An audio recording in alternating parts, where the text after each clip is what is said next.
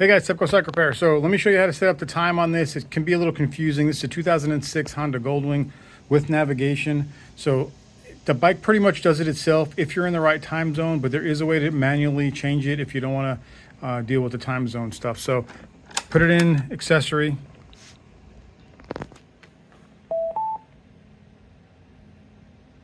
All right, let it boot up here. And you want to get into the, if you have navigation, you want to get into the navigation, okay? All right, so here we're in navigation here. We're going to hit enter. All right, then we're going to hit menu.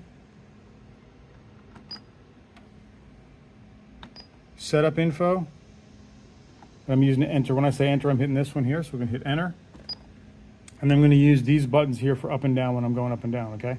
So we're going to do setup system.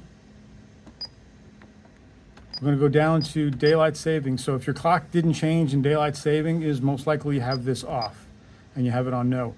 If you hit yes, it should do the time automatically and you shouldn't have to set it at all.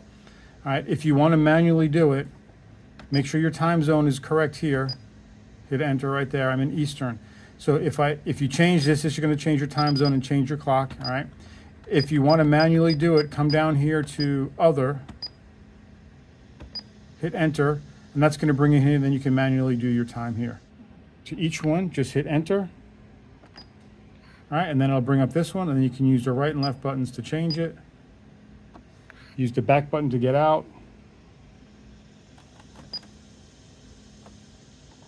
Back button again. All right, so I'm going to keep mine in Eastern. Back out of it, back, and there's my time, 8:40. Anyway, guys, hopefully this helps you set your time in the Goldwing. Like I said, it can get confusing, but no big deal.